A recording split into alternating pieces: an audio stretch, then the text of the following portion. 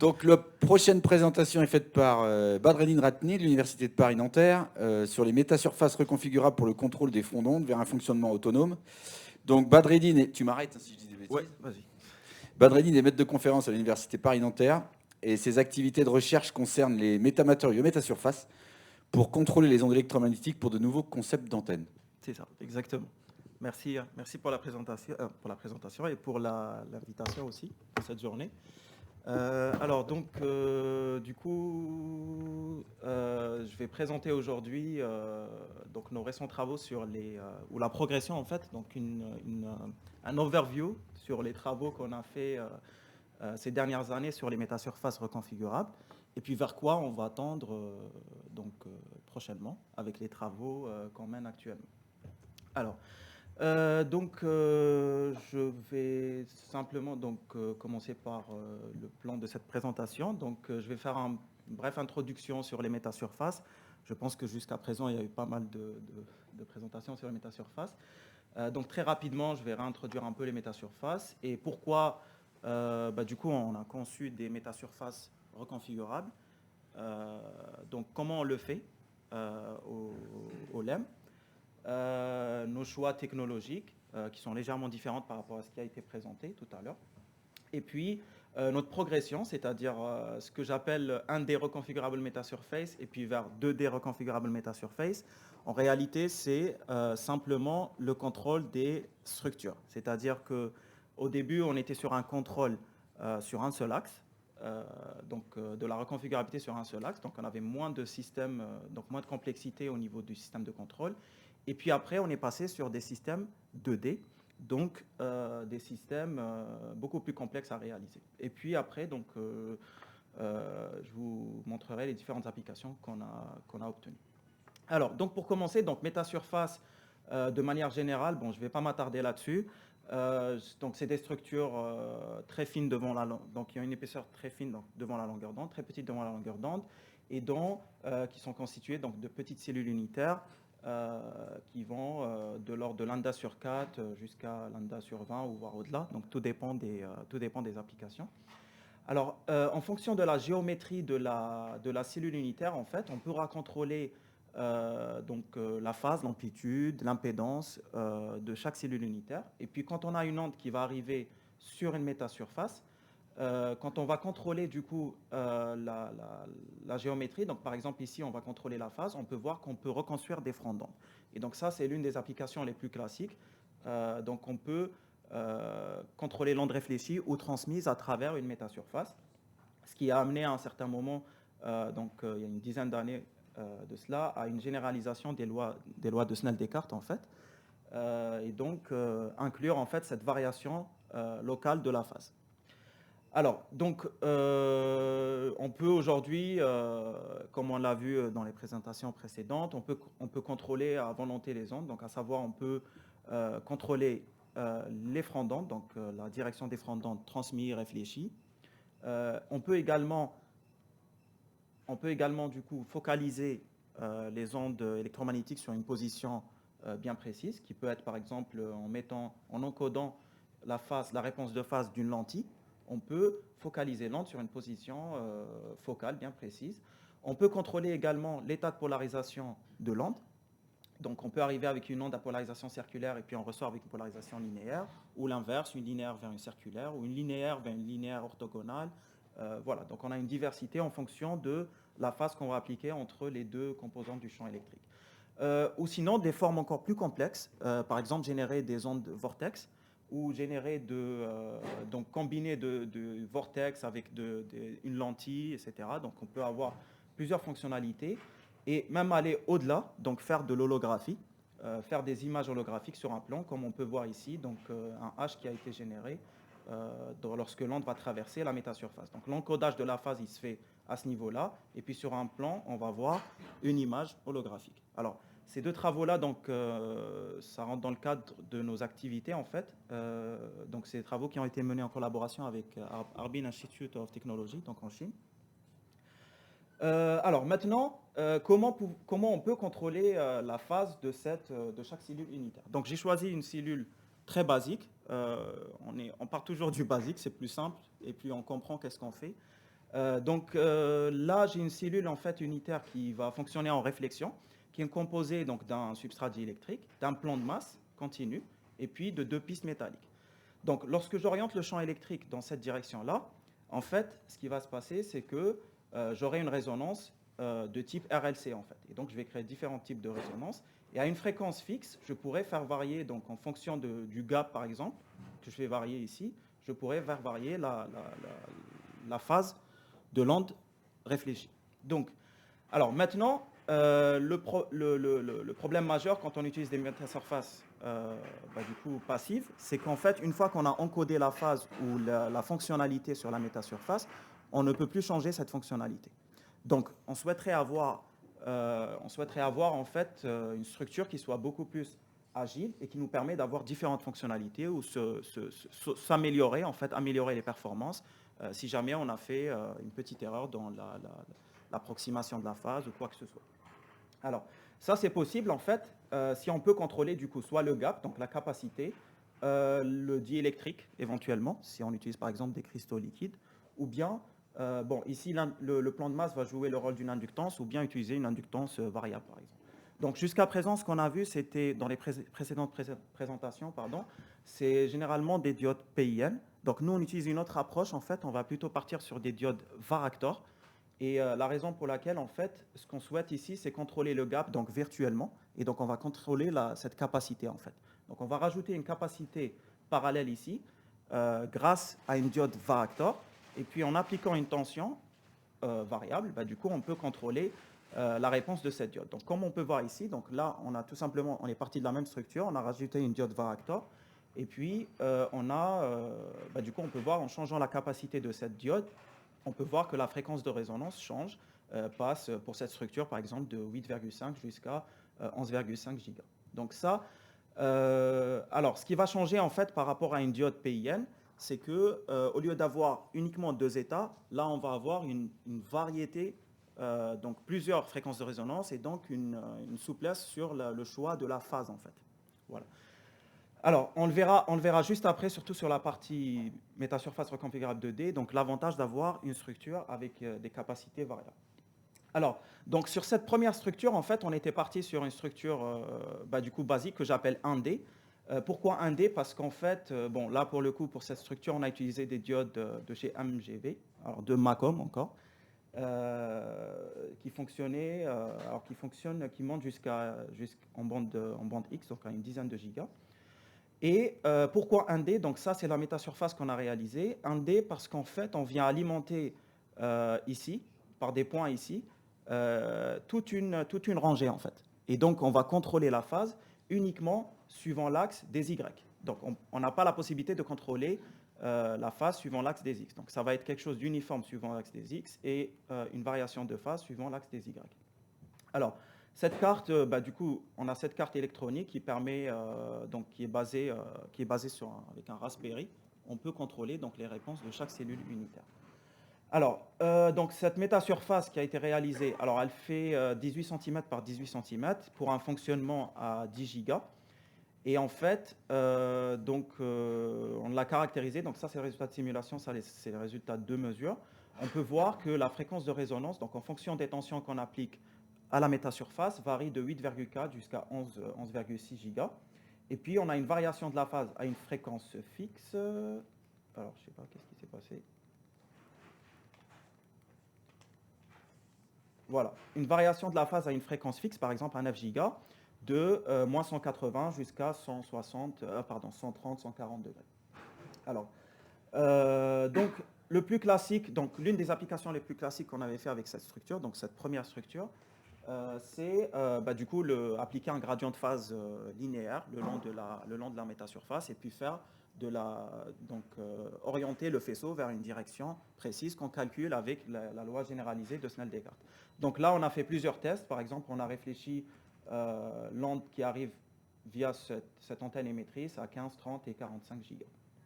Et puis après, comme on peut encoder donc la phase à volonté, donc là, on s'est dit pourquoi pas mettre des profils de phase de réflecteurs. Alors, de réflecteurs, l'avantage qu'on a du fait qu'on a du coup un contrôle à volonté sur la phase, c'est qu'on peut par exemple aller d'un réflecteur parabolique, une forme d'un réflecteur parabolique, par exemple une forme de réflecteur dièdre, qui est utilisé par exemple dans les antennes télévision, les hautes râteaux. Ou plutôt aller même vers des surfaces de réflecteurs assez complexes, par exemple dans le domaine du spatial. Généralement, donc c'est des réflecteurs qui sont utilisés dans les satellites, du coup, ils ont des formes assez complexes pour pouvoir couvrir une zone géographique bien précise et pas dépasser cette zone-là. Donc, du coup, on a besoin d'avoir des formes assez complexes, en fait. Alors, c'est assez compliqué de les usiner. Donc, l'usinage de ces structures, c'est assez compliqué. Et en utilisant une structure, par exemple, où on peut encoder la phase, on peut réaliser simplement en appliquant des tensions, en fait. Voilà. Alors, donc, dans notre cas, en fait, on a appliqué donc une phase pour tester cette métasurface. On a mis une antenne patch en face et puis on a appliqué un profil de phase cylindro-parabolique qui a permis, en fait, du coup, de tester le fonctionnement de la métasurface en tant que parabole ou cylindro-parabole. Et puis, on peut le voir ici, en appliquant des tensions, donc des profils de phase paraboliques à 9, 10, 11 et 12 gigas, on peut avoir donc des diagrammes de rayonnement assez directifs à ces différentes fréquences, en fait. Et puis, on peut également, comme on peut du coup contrôler la phase, on peut également rajouter un offset pour pouvoir contrôler la direction du faisceau en changeant, en décalant tout simplement, ou faisant tourner en fait la parabole de manière virtuelle. Voilà. Donc là, on va appliquer un profil de phase avec un offset x0 égale 6, 12 et 48 mm pour ce cas. Et on peut voir que le faisceau va passer de 5 degrés jusqu'à approximativement 55 degrés pour ce cas-là. Alors, après, effectivement, la métasurface est assez petite à cette fréquence-là. On pourrait avoir un peu plus en optimisant mieux déjà le design de la structure et puis le design, les profils de phase, etc. Mais ce qu'on voulait faire là, c'était vraiment du proof of concept, donc du preuve de concept en fait. Alors, donc on a appliqué également un profil de phase dièdre en fait, donc avec différents angles d'ouverture et puis donc on a comparé avec des résultats théoriques. Alors, pour la même structure, donc on peut utiliser, on s'est dit pourquoi pas utiliser son anisotropie, parce que vu que le champ, lorsqu'on oriente le champ, enfin, la structure est faite de façon à ce que le champ électrique doit être orienté perpendiculairement aux deux pistes métalliques. Mais lorsque le champ électrique est orienté donc parallèlement, en fait, on a une réponse comme si d'un plan métallique, en fait. Et du coup, on s'est dit, pourquoi pas utiliser cette anisotropie comme avantage pour pouvoir contrôler l'état de polarisation de l'onde. Et donc, il suffit tout simplement, donc, EV aura une réponse de phase fixe, qui sera de 180 degrés. Par contre, EH, sa phase peut être contrôlée en changeant la tension, en fait. Et du coup, on peut avoir donc une variation de phase entre les deux composantes du champ, et donc faire un test donc, de la métasurface avec un cornet orienté à 45 degrés. On peut voir qu'on arrive à une polarisation linéaire à 45 degrés, puis on sort avec des polarisations circulaires à différentes fréquences, qu'elles soient en RHCP ou bien en LHCP. Alors, donc tout ça, donc on a testé d'autres petites applications également, mais on est resté on a été limité en fait avec cette structure par le fait qu'on pouvait contrôler que sur une seule dimension. Mais on a quand même réussi à faire différentes démonstrations expérimentales. Alors, ensuite, donc on est passé sur la version 2D donc on s'est dit pourquoi pas faire évoluer cette structure pour pouvoir la contrôler cellule par cellule et avoir du coup plus de possibilités en fait à contrôler la structure. Et donc pour cela, il fallait du coup concevoir une métasurface alors reconfigurable cellule par cellule. Alors, et là, on a commencé à être embêté parce que donc on a vu d'autres problèmes qui n'existaient pas avant, qui sont dus au système d'alimentation, en fait, qui est assez compliqué. Donc on a repris la même structure, donc ça c'est un peu la même structure que ce que j'avais présenté dans la partie précédente, un peu évolué parce qu'on va voir ici qu'on a des vias, alors plein de petits vias, on a le plan de masse et en bas on a les pistes d'alimentation. Donc l'avantage quand on utilise en fait une structure réfléchissante, c'est qu'on peut cacher le système d'alimentation derrière le plan de masse. Donc ça c'est l'un des plus gros avantages. Par contre le problème qu'on a rencontré, c'est que chaque piste d'alimentation va alimenter une cellule précise en fait, mais et qui va correspondre à un via qui va remonter ici pour alimenter la cellule. Mais le fait de bouger le via en fait, ça va faire varier en fait la réponse de la structure. Donc, alors, on s'est creusé, on savait pas comment régler ce problème-là. Et puis, par hasard, on s'est dit, bah tiens, pourquoi pas isoler la partie RF, donc la partie électromag, et puis la partie électronique derrière, basse fréquence. Et pour cela, donc, on s'est dit, il faut que l'onde électromagnétique, quand elle arrive sur la structure, voit toujours la même structure. C'est-à-dire, rien ne va varier, le via ne bouge pas. Donc, on a mis des vias ici, donc, qui sont fixes, mais qui ne sont pas forcément tous utilisés. On va utiliser par cellule un seul via. Donc là, l'onde va voir quelque chose de figé. Et puis derrière, en fait, comme vous pouvez voir ici sur la vue éclatée de la cellule, on a un petit via qui vient du coup, se connecter au via qui va alimenter la cellule qui lui correspond. Voilà. Et donc, grâce à ça, on a réussi à avoir une stabilité sur la structure, tout au long de la structure, pour pouvoir, contrôler de manière uniforme la métasurface. Alors, ça, c'était le premier problème. Le deuxième problème, c'est le système d'alimentation. Donc là, on est sur une structure qui fait 900 diodes, donc il faut avoir 900 cellules d'alimentation.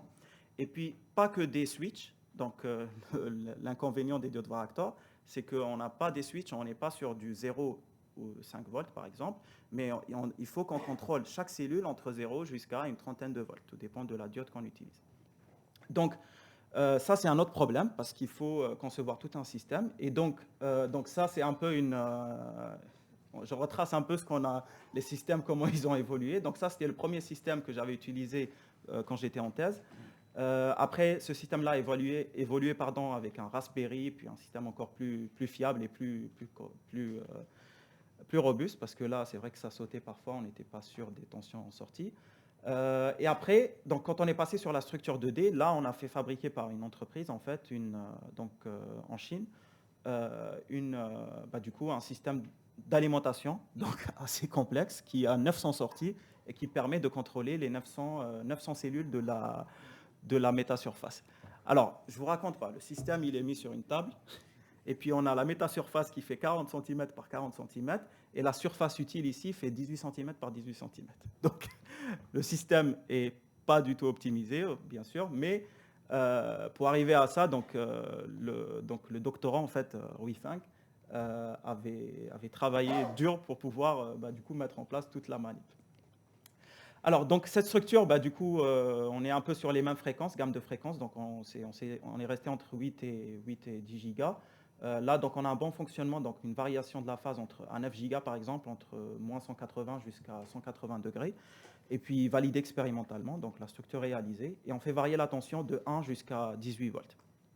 Alors, maintenant, donc, comme on a réalisé cette structure reconfigurable que j'appelle pixel par pixel, c'est-à-dire cellule par cellule, on s'est dit pourquoi pas aller chercher des fonctionnalités complexes, en fait. Donc, c'est l'objectif de cette deuxième partie, c'est qu'on a été chercher des faisceaux vraiment complexes à générer parce qu'on avait la possibilité, en fait. Et donc, pour cela, donc, on est parti sur des faisceaux, donc on est parti voir un peu les papillons optiques, etc. Donc, on a tiré plein de types de faisceaux qui n'ont pas été tous démontrés, en tout cas en micro-ondes. Donc, on a testé, par exemple, les Bessel Beam, Vortex Beam. Bon, certes, ça a été vachement développé ces dernières années. Et puis, RE Beam, donc très peu de travaux en micro-ondes. Et puis, bien d'autres applications que je vous montrerai juste après. Alors là, je suis à même pas 20 minutes. Il me reste 10 minutes. OK, ça va. Alors, donc pour commencer, donc, on a testé cette métasurface avec, du coup, pour générer un faisceau de Bessel classique. Et en fait, on a mis un profil. Donc, pour générer un faisceau de Bessel, il suffit d'appliquer une autre phase d'un axican, en fait. Bon, là, on est en réflexion, donc c'est un axican renversé. Et puis, on a une zone qu'on appelle la zone non diffractante. Et donc, en réflexion, l'onde arrive ici et puis est réfléchie par la métasurface. Grâce au profil de phase d'un axican, du coup, on a notre Bessel Beam qui est généré. Alors, ici, c'est la simulation et ici, c'est la mesure. La mesure est plus propre que la simulation. Et on peut voir qu'on génère bien un faisceau de Bessel tout au long ici, donc sur une zone non diffractante. Et là, c'est un plan de coupe, en fait, à 15 cm à peu près. On peut voir qu'on a bien notre faisceau de Bessel qui est généré à 9,5 giga. Alors, après, donc on est passé sur le vortex. Alors, les ondes vortex, on a travaillé pendant des années en collaboration avec HIT sur les ondes vortex. qui présentait en tout cas l'avantage d'avoir cette possibilité d'avoir des différents modes qui n'interfèrent pas. Mais le plus gros problème de ces ondes vortex, en fait, c'est que c'est le fait qu'ils divergent, en fait. Donc, on ne peut pas faire de la communication longue distance parce que ces faisceaux vont diverger. Et donc, au tout début, donc on a tout simplement repris avec cette métasurface, on a appliqué un profil de phase pour générer un vortex, donc un mode OAM. Et là, on peut voir du coup sur la coupe qu'on a bien deux faisceaux donc, qui sont du coup les faisceaux du vortex, donc une coupe sur le vortex. Et puis, on a utilisé du coup les travaux qu'on avait fait auparavant sur l'OAM pour combiner deux fonctionnalités, c'est-à-dire la génération du vortex et en même temps la réponse de phase d'une lentille ou bien d'un axicon pour collimater en fait le faisceau et éviter qu'il diverge. Et donc là, on peut voir que ici, le faisceau va diverger, ici, il va être focalisé sur un point précis, et ici, il va être plutôt collimaté, donc sur une longue distance, parce que ça, c'est la combinaison d'un faisceau de Bessel avec un faisceau vortex. Alors, donc c'est des faisceaux assez, c'est des faisceaux assez complexes à générer, mais on peut, grâce à la métasurface, on peut générer ce type de structure. Donc, on s'est dit, c'est pas assez complexe. Là, on est parti encore sur quelque chose de plus compliqué. Pourquoi pas générer avec la même métasurface quatre faisceaux vortex, en fait. Et donc, on a divisé la structure en quatre parties. Donc là, on va générer, comme vous pouvez voir ici, on a des profils de phase qui permettent de générer des vortex. Et là, on peut voir qu'on génère du coup quatre faisceaux vortex par chaque partie de la métasurface. Donc, au même mode, c'est-à-dire les quatre vortex générés en le même mode, ou bien une variation de mode. Donc, sur une partie, on va mettre mode 1, mode 0, mode 1, mode 2 et mode 3. Alors, sur l'amplitude, ce n'est pas assez visible, mais sur la phase, on voit bien qu'on génère les vortex, en fait. Alors, ensuite, donc,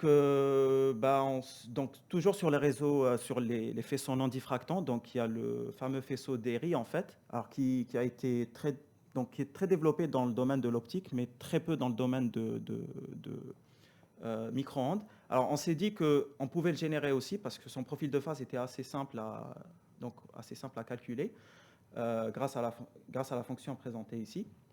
Et donc, on a fait les mesures. On peut voir qu'on génère bien. Alors, le faisceau d'Airy, en fait, je dirais le faisceau principal, c'est ce faisceau-là. Et tout le reste, du coup, c'est une onde accélérée, en fait. On voit qu'elle a tendance d'être accélérée, en fait, un semblant d'accélération, avec un faisceau ici qui a la particularité d'être non diffractant. C'est-à-dire que lorsqu'on va placer un objet, bien sûr, avec une certaine condition, le faisceau aura la possibilité de se recombiner derrière, en fait. Et cela, on l'a démontré expérimentalement, comme je le montre ici. En fait, donc là, on a généré des faisceaux avec différents paramètres. Et ici, en mettant un obstacle du coup, qui a cette taille-là, donc nous, on a utilisé une tige métallique, en fait, on peut voir que le faisceau se recombine et continue son chemin derrière. Voilà.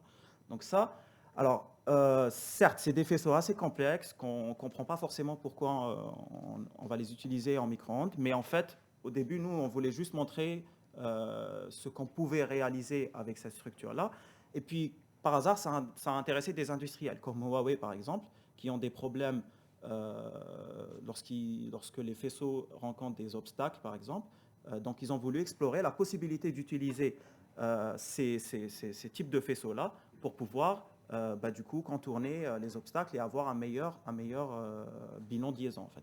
Et donc c'est sur l'un des projets qu'on est en train de travailler actuellement avec Huawei, c'est la génération de faisceaux de Bessel sur une longue distance, en fait. Parce que là, on a démontré sur des courtes distances, donc on veut voir est-ce qu'on peut aller sur des très longues distances.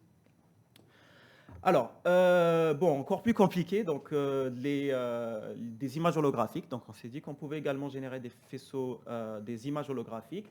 Alors, je ne vais pas rentrer dans le détail, mais grosso modo, comment on génère une image holographique, on va mettre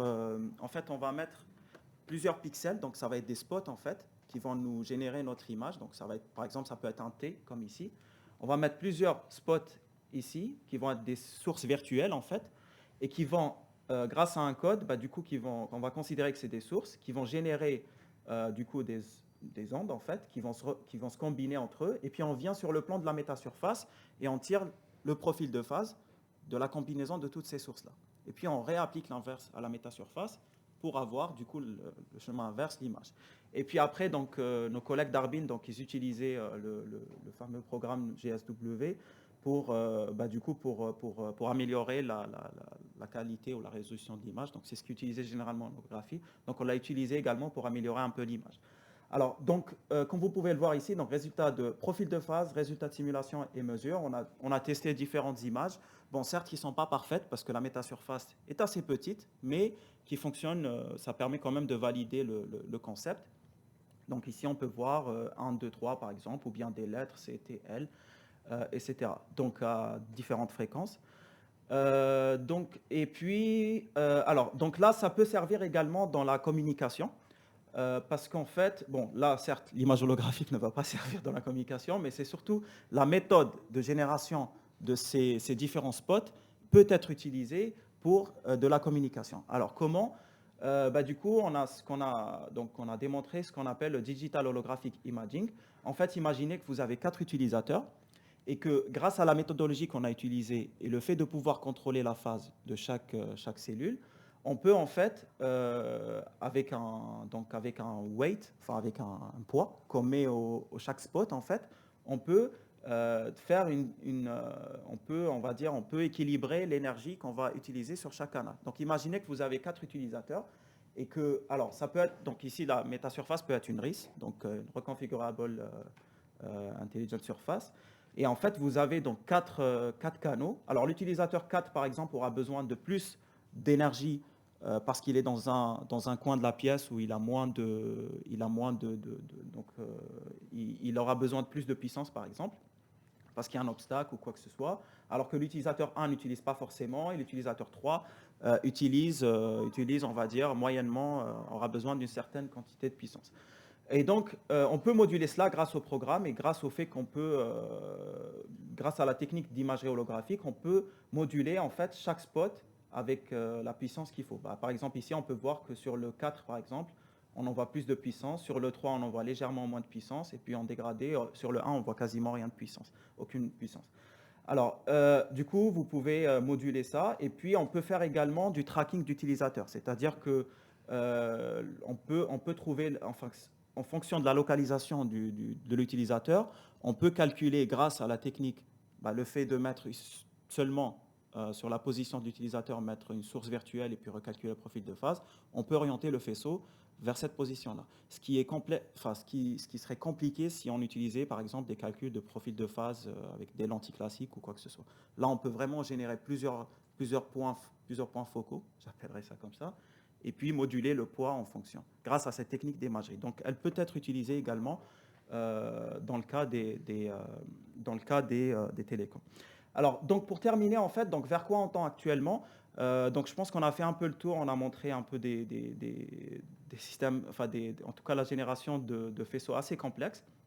Alors, mais jusqu'à présent, en fait, c'est nous qui allons calculer ces profils de phase, c'est nous qui allons dire à quelle position il faut envoyer l'énergie, etc. Mais donc, la structure n'a aucune autonomie jusqu'à présent. Donc, l'idée, c'était vraiment de montrer qu'on pouvait faire des choses avec ces structures-là.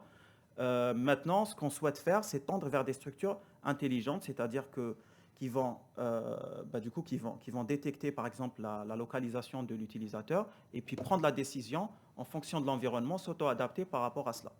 Donc, ça, c'est ce que mène actuellement Madame Meftah, ici présente. Donc, elle vient de commencer en thèse, en fait. Donc, on vient de commencer sur ses travaux.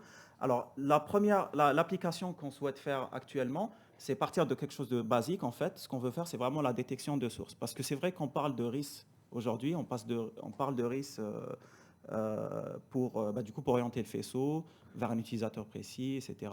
Mais quand on est en indoor, en fait, moi, en tout cas, j'imagine que c'est très difficile de localiser où se situe l'utilisateur dans un environnement clos, par exemple.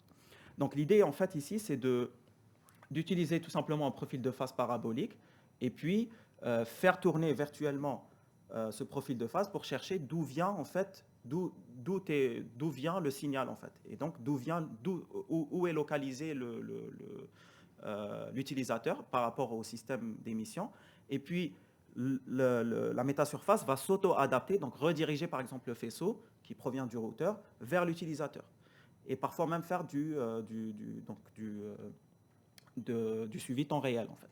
Alors pour ça, donc, on est parti sur un principe assez simple. Donc on s'est dit, on applique un profil de phase parabolique. Sur le point focal, on va mettre une antenne qui va être un capteur en fait en réalité. On va légèrement amplifier le signal parce qu'il est assez faible en réception.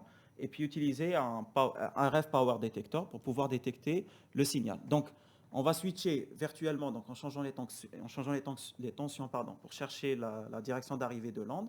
Et puis, lorsqu'on atteint un maximum, on se dit, OK, donc l'utilisateur, il est par exemple à 30 degrés par rapport à ma structure.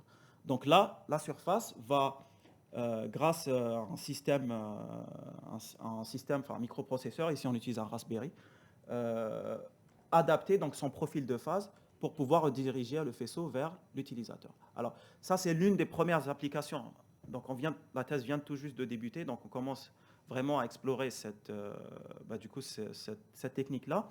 Mais on souhaiterait faire vraiment d'autres tests, d'autres configurations, tout en intégrant de l'IA, donc donner une full autonomie à la structure pour pouvoir avoir des meilleures performances. Voilà, bon, je ne vais pas vous ennuyer avec tout ce diagramme.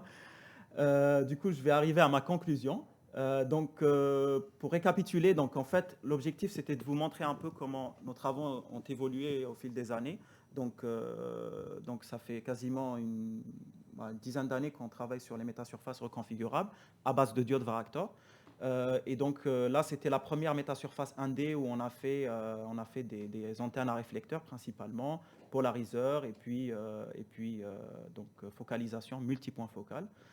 Et puis après, donc, on est passé sur la version 2D, à métasurface contrôlable cellule par cellule unitaire. Et puis là où on a testé du coup des faisceaux assez complexes, comme les faisceaux de Bessel, Vortex, Airy, etc. Donc, on a montré qu'on était capable de générer ces faisceaux-là. Même si certes, aujourd'hui, il n'y a pas une application directe de ces faisceaux-là, mais ça commence à intéresser beaucoup d'industriels, en tout cas à des niveaux de TRL très bas, mais qui aimeraient explorer, le potentiel de ces faisceaux. Alors, donc, en Outlook, donc en perspective, en fait, ce qu'on aimerait, du coup, bien sûr, on aimerait améliorer les performances de ces structures parce qu'on a assez de pertes, malheureusement, à cause des diodes Varactor. Mais ça, c'est un autre sujet, en fait. Donc, il faudra plutôt passer sur des structures avec un boîtier très petit, ou voire quasiment pas de boîtier, du full intégré, etc., si on veut améliorer et réduire les résistances. Et puis, développer des systèmes beaucoup plus compacts, donc par rapport à ce qu'on a présenté. Et les travaux d'aujourd'hui, Design of Smart and Autonomous Metasurface, donc basé sur l'IA. Voilà. Je vous remercie pour votre attention. Et puis, voilà.